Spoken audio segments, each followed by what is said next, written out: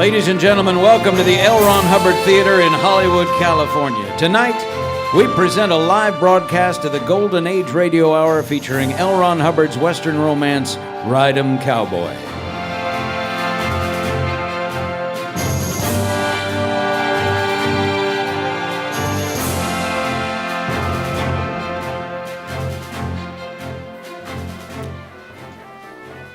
The Ellensburg Rodeo was in full tide. 25,000 packed the stands and made a blurred sea surging up from the other side of the track. The arena boss and the judges and wranglers were hurrying on important errands across the wet green turf of the arena. Flags and Indians and violent shirted punchers made the day loud and bright. The band was playing Cheyenne, Cheyenne, but Long Tom Branner, sitting on the gate of Chute 5, saw and heard very little of it. He was watching with hungry eyes Miss Vicky Stewart as she climbed up to the runway and came toward the chute which held dynamite. Long Tom sighed. Vicky was all in leather, and just now she was pushing a strand of corn-colored hair back under her Stetson. Her golden spurs clink-jinkled, and they made the only sound in the world which Long Tom Branner could hear. He hooked his high heels more solidly into the third bar and sat up straighter, prepared for the worst. Give 'em hell, Vicky. She stopped and looked across at him. Dynamite, the horse, was screaming murder and death and kicking the chute into splinters. Thank you. I will. I wish she wouldn't treat me so. She ain't this rough on the rest of the world. It's everybody else. She's just a charming kid with more nerve and skill than most buckaroos possess. He knew that if he said anything, it would make it worse. But suddenly he heard himself saying, Watch him. I had him last year at Pendleton, and he sunfishes right after he takes his first jump. I wouldn't... Thank you. I'm sure it's very kind of the champion bronco buster of the world to give me advice. Long Tom felt his face getting red and knew he would get mad in a minute. Damn it! Why can't she treat me like she used to when old man Stewart still paid me wages? A devil prodded him. She looked so cool and self-possessed up there on the runway. Yep. It ain't everybody that needs it. She lifted her head and then abruptly whirled and swung down into the chute. Another devil jabbed Long Tom. Don't fall off. You'll get mud on yourself. She didn't even look at him. Setting her hat, she stood with feet wide apart on the rails, and Dynamite lunged and screamed under her while two punchers tried to hold his head quiet. The man at the gate yelled, "Drop!" Vicki dropped into the saddle. The brute lunged sideways and almost caught her leg. Let him go! The gate swung wide and the blind came off, and Dynamite went plunging like a rocket out into the open. Long Tom held his breath. The arena was muddy. Dynamite never bucked straight up. He sunfished. Off was Vicky's white hat. She beat it against the bellowing demon's flanks. She dug deep with her golden spurs, and Dynamite went 5 feet off the ground. He sunfished, head lowered, fighting the bridle, and when he hit, he was stiff-legged. Vicky took the shock. She beat harder with her hat and dug deeper with her spurs, and above the band and the crowd and the announcer could be heard her cry, "Go it, you black devil!" Long Tom was still holding his breath as he counted. Dynamite was exploding all over the sky. Vicky was limp-shouldered, as graceful as a gull. "Go it, you black devil!" Dynamite slipped as he hit, fell heavily on his side, and leaped furiously up again. Vicky whipped his flank with her white hat and dug her golden spurs. "Go it!" The gun cracked, and she had made a ride. 2 mounted men swerved in beside her, one to grab Dynamite's head, the other to haul Vicky from the still lunging mount. She made it, and Dynamite was heading away, still fighting. The rider lowered her to the ground, and she ran with swift, excited steps back to the chutes. She passed within 3 feet of Long Tom, but she didn't even look up at him when he said, Swell ride, Vicky. Gloomily, he looked at the grandstand again. Everybody was cheering, but that didn't matter. Everybody was going crazy about that ride, and that was natural. Vicky Stewart was slightly built and had the manners of a duchess and talked much better English. She was the kind of girl on appearance that one would expect to haunt teas and operas, but she could take a beating on the back of a bucking horse and always come off smiling, just as though she had done nothing so very unusual. Long Tom sighed. For 2 years, ever since old man Stewart had died, Long Tom Branner had tried to keep near Vicky. At least a dozen times he had striven to make a serious proposal. But Vicky was as quick of foot as she was mounted. She always slid out. Long Tom knew, vaguely, what was wrong. There was nothing too terrible about his personal appearance. But for some reason unknown to himself, he kept winning championships as a rider. And the more he won, the colder Vicky Stewart got. A long time ago, when he was just a puncher riding for her old man, he and Vicky had almost reached an understanding. Long Tom had not pushed his suit, thinking that if he could make a name, he would be worthy of her hand. And then old man Stewart had died, leaving nothing. And Vicky, raised among horsemen and an excellent rider in her own right, had suddenly taken it into her head to win the world for her own. There is no one quite so alone as a famous bronc twister. And with Vicky snubbing him, Long Tom could not help but feel low. I have to do something. I have to somehow make Vicky understand that I love her. And I want her to be my... Mr. Branner? Said the arena boss, respectfully, riding closely.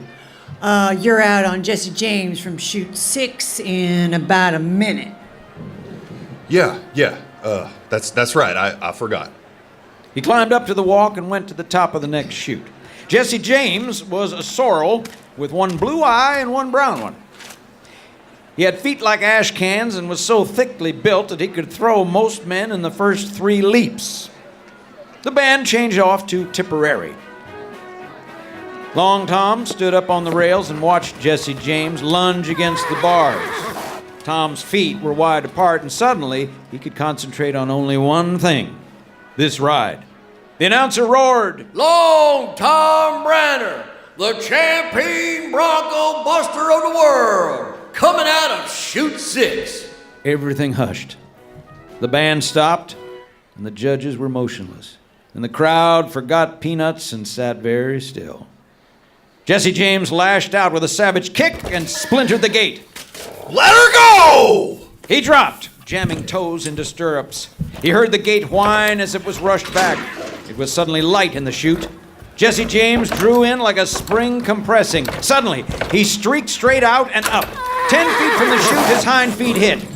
Long Tom fanned and rowled. Jesse James went skyward, turning. Earth and sun and people and band were all scrambled in a swift montage. Jar, slam, blowie. With bump jucks, vicious enough to kill a man, the outlaw fought his rider. Sunfish, lunge, and then swap ends. Indians and punchers and judges and wet earth all mixed up with clouds. Long Tom rode straight up, head high, a grin on his lips, shoulders loose, hat swinging in rhythm to the leaps of the maniac horse. In a moment, the gun would go, and nothing Jesse James could do could disturb this lean and graceful rider.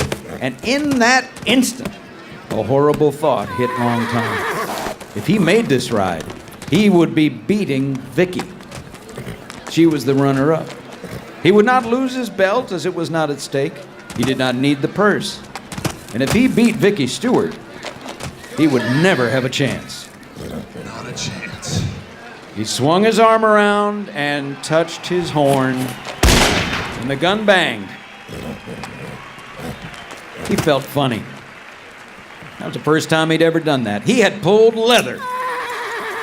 The pair of riders jerked the horse one way and Long Tom the other. Long Tom eased himself down to the ground.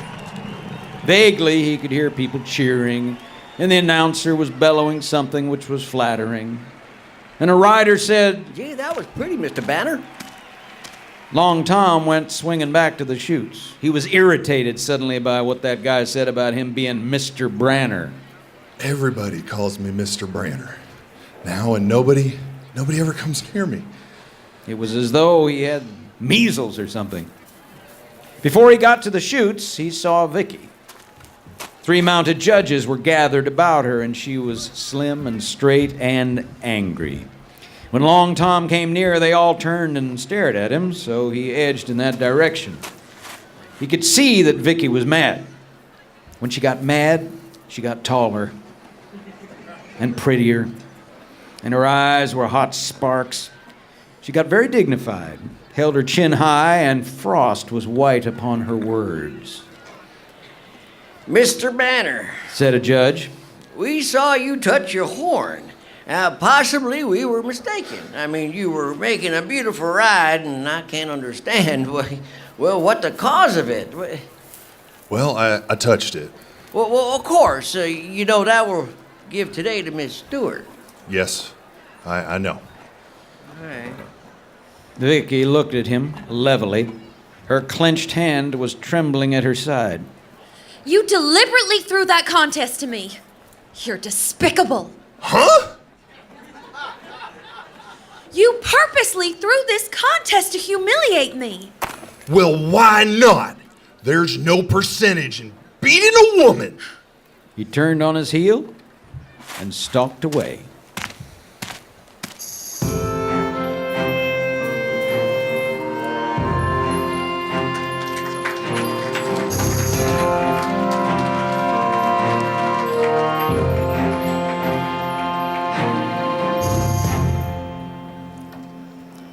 Vicky Stewart walked through the Indian village, which was studded with horses and papooses, on this, the second day of the rodeo.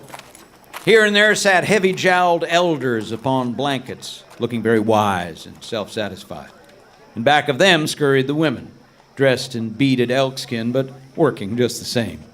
A few young bucks wearing business suits and braids looked curiously at Vicky as she passed. They knew her and were most respectful. The old men nodded, and the women smiled brightly, and the papooses gurgled. But Vicky's mood was black. Her head was held high, and the golden spurs jangled viciously as she stamped over the green turf. $100 was heavy in the pocket of her bat wings, the $100 day money which she had won by Long Tom's condemned dishonesty. Nothing had ever been as heavy as those paper bills. She could feel them dragging down her spirit as though she were burdened with anvils. She had to stop to let a young kid get a string of Mustangs in line, and she looked around her and had the funny feeling that the whole Indian village was about to leap at her. A young buck was arguing vigorously with a squaw, evidently his mother, and the woman was shaking her head. Vicky knew the boy as a good bulldogger. She saw them stop and look at her and nod. She forced herself to say, Hello, Buck and Colt. How's everything? Rotten. I've got the fastest pony here, and she won't let me have a nickel to bet on him. Vicky straightened up. She gave her Stetson a swift tug and stepped nearer to Bucking Colt. Out of her batwing pocket, she pulled the $100 and extended it. He took it swiftly enough. His mother tried to stop him. He spend 'em, get drunk. Throw it away for all I care. She went on. But she didn't feel right yet. Before 25,000 people, Long Tom had pulled leather, and now he was going around telling everybody that There's no percentage in beating a woman. she looked coolly beautiful, but she felt mean and little inside. This started so long ago that I've almost forgotten the beginning. Long Tom had been a bashful, gangling kid, getting $30 a month for helping handle my father's rodeo string. Nobody had thought Tom would ever amount to much because he was so quiet. But he had begun to practice riding and roping. He had worked and he had grown. And if he had not persisted in showing me how he did everything, I would never have gotten so mad at him. He was always so superior, always telling me what to do and what not to do, always bossing me around. I told him I would show him someday. And when Pa died, leaving me without a cent, but with a riding education seldom equivalent, I started on my way. Long Tom has a belt, a beautiful belt. He wears it all the time. It is a diamond studded, and upon it are letters in gold that say, World Champion Buckeroo. That's hateful. I could never get such a belt. I'm a woman. They always told me how surprised they are that I can ride. Damn them. Punchers are always making up to me with, you're too pretty to wear chaps. Damn them. She hated men. She hated punchers. But most of all, she hated Long Tom Branner. He was so sure of himself, so superior. He knew he was lean and good-looking. He knew that women fell all over themselves to get at him. He knew that he looked like a god on the back of a raging horse. Tan Stetson and golden glittering belt. I hate him. She got to the gate, and the ticket taker stood back to tip his hat and let her through. She went swinging through the carnival grounds, and the hoot, hoot, bing, bang of the merry-go-round infuriated her. She kicked at a tin can and sent it soaring. The contests were still going on. Today I have a good horse, a good, tough horse. Whiskers, they call him. He sometimes goes straight up and comes down on his side. I'll teach him manners. As she came through the grandstand side, people turned and looked at her, the men very admiringly. Someone made so bold as to say, "Hello, Vicky." She froze him into a pillar of ice. She realized that she was doing things backwards. She should have walked around to the other gate in the first place, but she'd been too angry to obey anything. Down below her, she saw groups of mounts on the tracks just under the stands and knew that the Pony Express race was about to begin. Something was happening. A youngster was standing on one foot and holding his side and arguing with the arena boss down on the turf. Suddenly, she knew something was wrong. The youngster was part of this Pony Express race and had been hurt in the bucking contest of the day. Suddenly, she was blinded by a glitter, and she whirled to see Long Tom with belt a-glitter just under the railing not 20 feet from her. So he is going to be in this race. Determinedly, she slid through the railing and ran to the side of the youngster. She said swiftly, I'll take your place. The prize money don't matter. I'll pay it win or lose. Before they could answer, she was halfway back to the boys' 3 mounts. Long Tom looked at her, startled. She turned away and inspected the saddle the puncher held out to her. The race was a relay of horses in which the rider had to change his own saddle. 3 mounts and 3 times around the track. The starter saw that all was ready and held up his gun. It banged, and the 5 contestants began hastily to saddle. Vicky had more reason to win than any of them. She was the first away. Flirting mud from the mount's flying hooves, she spurted past Long Tom without even a glance. He plied her quirt, and the track raced by. When she passed back of the chutes and bandstand, the band was making hash out of the light cavalry overture. The fence blurred as she came around the turn to the stretch. Ahead, she saw that the puncher had her horse out. She was half a dozen lengths ahead. Mount still running, she flung herself off and skidded him to a hop. She flipped up the saddle skirt, unfastened the cinch buckle, and flung the saddle to the other mount. She bothered not about the cinch this time. Quirt flailing, she rocketed off just as Long Tom plunged up to his second mount.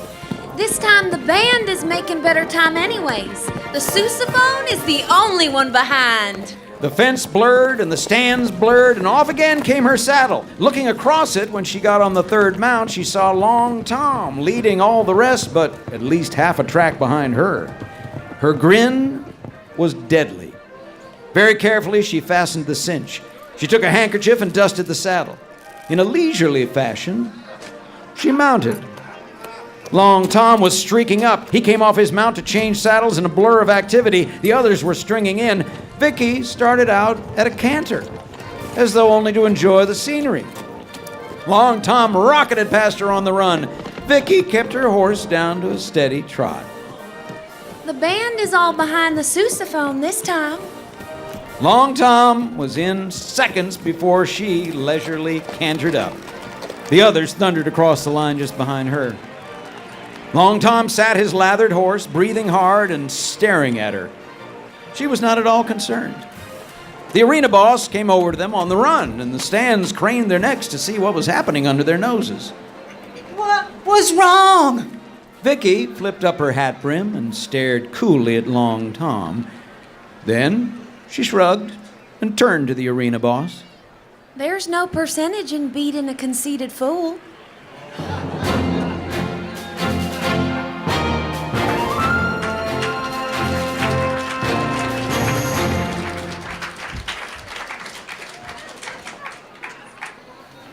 It was the third and last day of the rodeo. Yes, it was. All morning it had rained, and the track was soggy, and the turf was like grease. But during the early part of the contest, there had only been clouds, and now the sun was threatening to break through. The rodeo was drawn to a close. The last contest rides were done.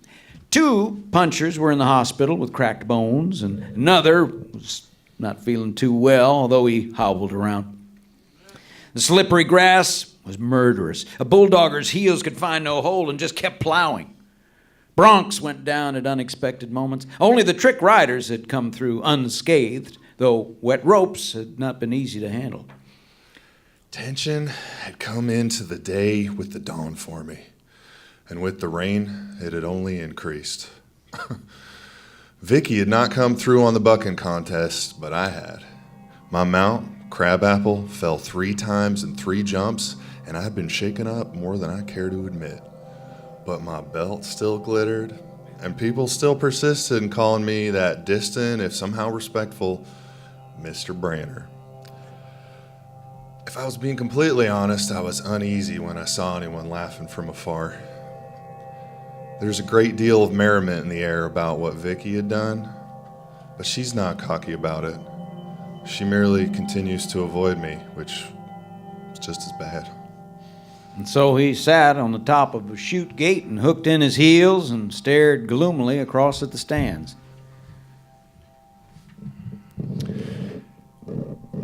It's funny. Here I've worked like a fool to get to be a champion. I've ridden buckers in my dreams and in my waking hours for 6 years. And I'm the champion, and everybody calls me Mr. Branner. I had started out just to be able to hand the world to the girl I love. And she hates me for it. A long, long time ago, I tried to convince her that I wasn't just a bashful kid. Shoot, I almost broke my neck more than once to show her how I could ride. And before that, things had not been too bad. She'd been as nice to him as she was to anybody else. She used to like to steal a couple of her old man Stewart's horses after the day's show and go right out with him when the moon made everything blue. But somehow he had never had the courage to press that suit. He had made these dozen stumbling, blushing efforts, and each time he'd failed miserably. And so he had gone out and conquered the highest throne in the rodeo world just to be able to get high enough to make her see him. Yes, he had come near breaking his neck for a girl, and now, when she talked to him at all, she bit him. But she isn't like that to the rest of the world. She's all smiles and kindness, and men respect her as a beautiful woman and an excellent rider. Why the devil had she ever taken up this riding anyhow? She's got no reason like I have to go around smashing herself up on tricky man killers. Somehow, Suddenly he straightened up. There was Vicky walking down the fence toward the chutes from the back gate. One glimpse of her was all it took to make his bitterness fade. There was a patch of sunlight hurrying across the arena, and it struck Vicky, and her golden spurs glowed, and the silver concha of her chin thong glittered. He wished he could always see her that way. Unfortunately for Long Tom, the diamonds and gold in his championship belt threw out blinding sparks in the same flash of sunlight. Vicky swerved her course toward him. Over to Long Tom's right, half a dozen riders were hazing 20 horses into line, getting ready for the last event, the wild horse race. The din of yips and quirts and snorts and hoofs was deafening, but Long Tom did not even hear them. He was watching Vicky come near. She nodded to the arena boss as she trotted by, and the arena boss smiled and tipped her hat. Long Tom uncomfortably realized that she was going to approach him personally and talk to him. He slid down off the gate and stood in an attitude which looked defiant but was merely defensive. He was a pretty picture of a puncher standing there, but he didn't know it. He was something which had just stepped down from the rodeo posters, and Vicky did not miss the attitude. 2 men were laid out this afternoon, Yeah? and that will leave their places in the wild horse race. And there isn't any objection to you and I taking those places. So what? Vicky was very casual. She flicked her quirt against one flaring wing of her chaps and looked at Long Tom's glittering belt. There are 2 man-killers in that crowd. Some of the boys are betting that neither one of them can even be saddled out in the arena. Yeah? Yeah. We've never tried this. We've never matched ourselves up in open contest on broncs. One of those horses is Thunder and the other is Wild Bill. We obey the rules, we saddle, and then go once around the track if we can. And? And I've got $3,000 saved up, Long Tom Branner. Well, so have I, Vicky. Okay, Mr. Champion Bronc Twisteroo. Put up or shut up. If I win, I get $3,000 cash, and you never say another word to me about anything such as how to ride. And if you win... Long Tom didn't know how he had suddenly gotten so bold. He squared off. If I win, you don't have to pay up. You marry me. That's right. You think you're better than me? Okay! You've got a chance to prove it, Vicky. But I don't think, I mean, that's... Put up or shut up.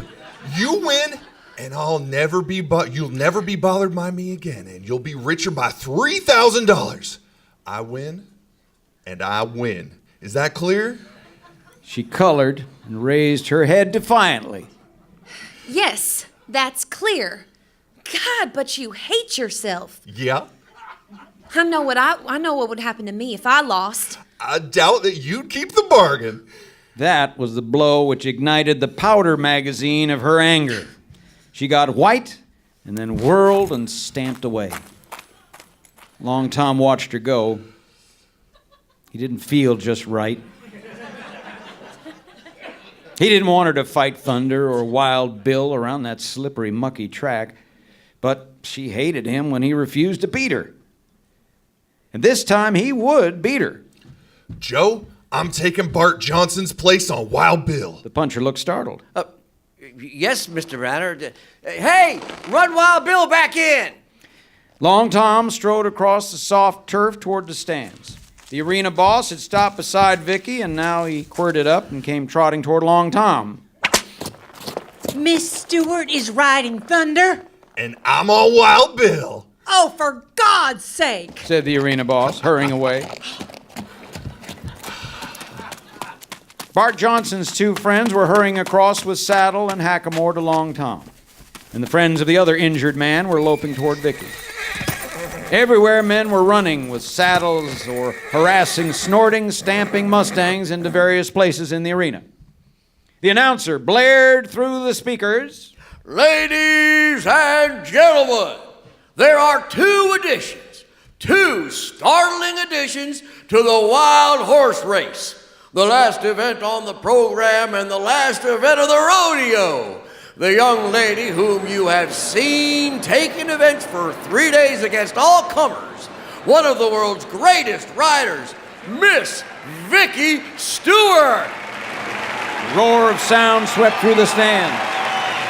More than one gentleman up there had lost his heart during the last 3 days, though Vicky may be a dozen worlds away from them and would never even know their names.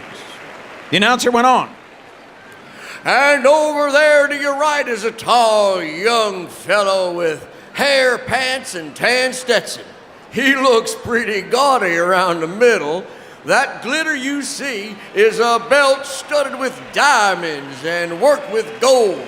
And on it is written, World's Champion Buckeroo. Ladies and gentlemen, Mr. Tom Branner. There was another roar. Long Tom blushed and got busy with the saddle. Wild Bill was forced up. He had his ears laid back, and his eyes were wilder than his name. His nostrils were flaring, and he tried to strike out with his front feet. A puncher tried to hold his head down, but was sometimes lifted clear off the earth. The other puncher finally got a hold on the head and began to bite Wild Bill's ear to distract his attention. Vicky's Thunder was striking out with vicious hoofs and screaming vengeance while her two punchers fought to make him stand still. All over the arena, men were fighting 20 broncs in separate groups, and more than one shin was being scarred. Punchers were fighting and swearing, and horses were fighting and swearing. At last, all was at least as calm as the Battle of the Marne. The announcer said, Saddle, mount, ride, and the first one to make a complete circuit of the track is the winner. Vicky looked across the surging field at Long Tom. Her jaw was set and she blazed with determination. Once and for all, she would show him. And Long Tom also blazed. Here's the chance I have prayed for, and no punches will be pulled this time. A gun banged. 20 mounts were startled into furious activity by the unaccustomed slap of saddles on their backs. Mounts and men went down in mad, muddy fights. Long Tom's helpers threw the saddle on Wild Bill, and the old bronc had never shown such deadly fury. Wrenching a tormentor clear of the earth, Wild Bill tried to plunge away. He was held down by sheer strength. Hurriedly, Long Tom reached under for the cinch and brought it back. As he fastened it, Wild Bill surged away from him. Vicky had her saddle in place, but Thunder was not going to let any more weight put upon him. She thrust her foot into the stirrup and tried to swing up, holding the reins so that Thunder had to curve in toward her. But Thunder exploded. Wild Bill rearing and struck down, missing. A puncher got the blind back on him, and for an instant the outlaw stood still in fright. Long Tom leaped into the saddle, but before he could find the other stirrup, Wild Bill began to explode. The flapping stirrup banged into Long Tom's shin. He kicked at it on his way to the zenith and found it when Wild Bill came down stiff-legged and roaring with rage. Wild Bill was not to be beaten so easily. He began to buck jump, short, vicious stabs at the earth with straight hoofs. He sailed upward again and came down the other way around. Long Tom rode and rode gracefully, but it was one thing to stick and quite another to get this screaming half-ton of fighting horse headed out to the track. Vicky had no eyes for anything but the saddle. Thunder was going round and round as she strove to mount. Abruptly, she reversed the tug on the reins, and for an instant, the mount was still. She sprang up. Thunder leaped skyward. Holding with her knees alone, she got the other stirrup. And then the grandstand was mixed up with the chutes, and the fence was vertical, and 19 other horses were bucking through the clouds. Thunder wanted to run, but he was headed wrong. She tried to turn him, and he fought for his head, lunging blindly through scattering groups of men and horses. Mud and flying bat wings made up the world for an instant, and then Vicky saw that she was going right. She saw something else. The flash of diamonds in a belt told her that Long Tom was the first to reach the track and start around. With a mad rush, Thunder plowed through the white rails of the track, sending splinters flying. He almost fell as he skidded in the mud. Vicky pulled him upright by yanking the reins. Long Tom was on the track, but Wild Bill started into another fury of bucking, and Tom was too much of a buckaroo not to fan. Wild Bill tried to rush the wrong way around, and Long Tom harassed him into turning in another direction. Out of half an eye, Long Tom saw the blur on an exploding mount and knew that he and Vicky were the first ones out on the track. It was treacherous work here, as any moment a mount might fall. Ride him, Vicky! Suddenly he saw her just behind him, headed in the right direction, courting Thunder. Go it, you devil! A panic hit both horses in the same instant. Like catapulted arrows, they shot forward. Long Tom was ahead half a length, and the glitter of his belt was in Vicky's eyes. The grandstand fled. Thunder tried to lunge through the board fence, but she swerved him back. She hit against Wild Bill, and both mounts abruptly broke into a mad fury of bucking. Wild Bill was lunging and buck jumping as he went ahead, but Thunder sunfished with unexpected vigor. She was half unseated by the collision, as she had had to withdraw a leg, and now she could not get the stirrup back. Thunder hit earth at an angle and started to fall. Vicky braced herself for a jump free, but Thunder suddenly recovered and lunged sideways in the opposite direction. The skid and reversal were so sudden that Vicky's grip broke on the reins, and suddenly she no longer had her saddle. She was falling to the left. Desperately in that moment, she strove to free her left foot from the stirrup, but it was twisted, and the golden spur was caught. She hit earth on her shoulder, and that would have broken had the mud not been so soft. Above her, she could see a lunging saddle against the sky, and a foot from her face struck the hooves of Thunder. The sudden release of weight made the Mustang leap ahead. Wild Bill also leaped ahead. But not until that instant did Long Tom Branner know that Vicky was off with 1 foot hung and would be either dragged to death by her insane mount or mangled when Thunder went through the fence. Wild Bill was in full stride, a length ahead of Thunder. And then Long Tom did a strange thing. He yanked Wild Bill to the left with such strength that the outlaw was broadsided to the track. A matter of feet from Long Tom's shoulder and leg, Thunder was coming blind. And Long Tom jerked his mount's head to the right and up and pulled with all his might, leaning back. Unbalanced twice on a slippery track, only one thing could happen. Wild Bill went down. Went down to throw Long Tom Branner under the striking hooves of another maniac horse. Vicky had not been dragged 20 feet, so swiftly had it happened. Wild Bill piled Thunder up, and the two mounts went down, entangled and screaming. But Long Tom had not misgauged. Before he hit the track himself, despite the stunning blows upon his shoulders, he had seized the stirrup which held Vicky's foot, and his own weight ripped it free. With a loud thud, Long Tom hit. Wild Bill and Thunder struggled up and suddenly began to run. From afar came the wranglers to help. The grandstand was so still that hoofbeats were very loud. Long Tom turned over in the mud. Vicky pushed herself to a sitting position and wiped a daub from her right eye. Long Tom did not even feel his bruises. He went toward her on his hands and knees. Are you all right? I was scared you'd be killed. I'm all right. Gosh, I was scared stiff myself. And then a very strange thing happened. Vicky, sitting in the mud beside him, looked intently into his face. He had lost. They both had lost. And he had thought so much of her that he had risked being brained. Suddenly she grabbed his arms and buried her face in his shoulder. Please forgive me, Long Tom. I've acted like a fool.